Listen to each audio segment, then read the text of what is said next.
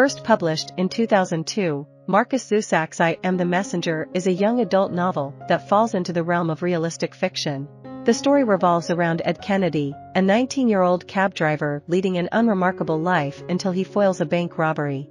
Following this unexpected act of heroism, Ed starts receiving enigmatic playing cards containing cryptic messages that guide him towards people in need. Set in suburban Sydney, the narrative draws inspiration from Zusak's own upbringing in a working-class Australian family.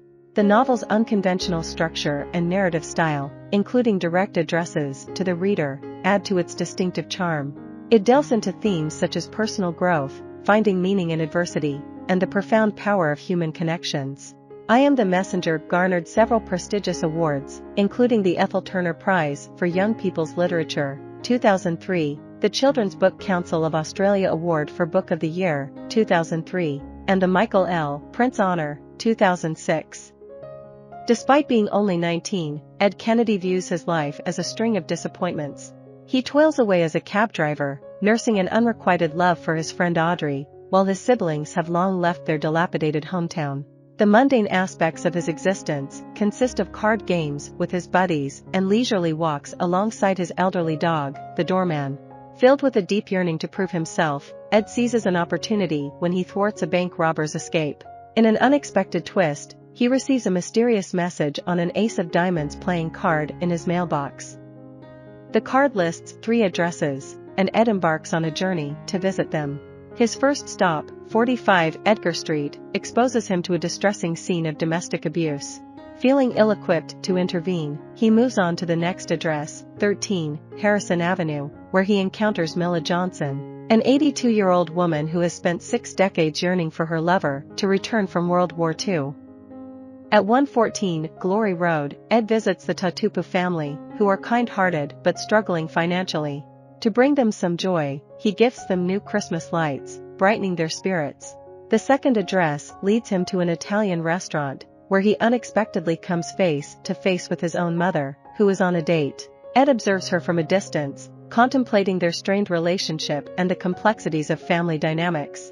As the story progresses, Ed continues to receive new playing cards and follows their instructions to help more individuals. The Ace of Hearts leads him to Marv, an elderly man haunted by regret and longing for redemption. Ed helps Marv find closure by reuniting him with his estranged son.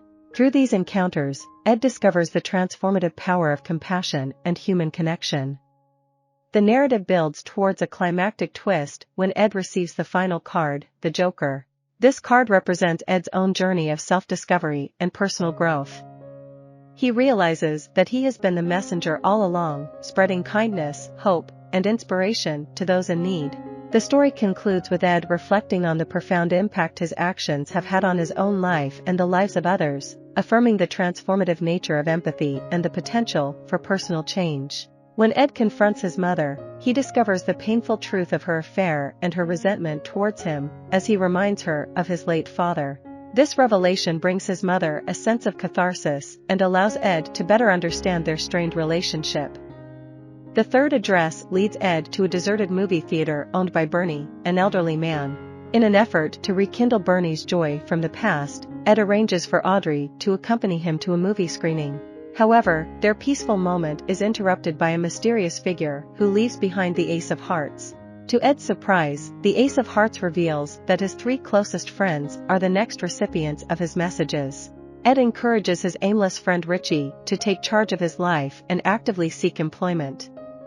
He helps his best friend Marv reconcile with his secret child, enabling them to meet for the first time.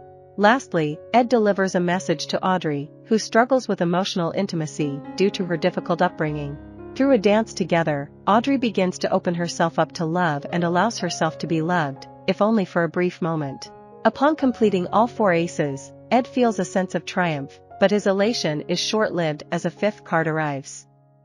The Joker bears Ed's own address, leaving him in suspense, waiting for a visitor.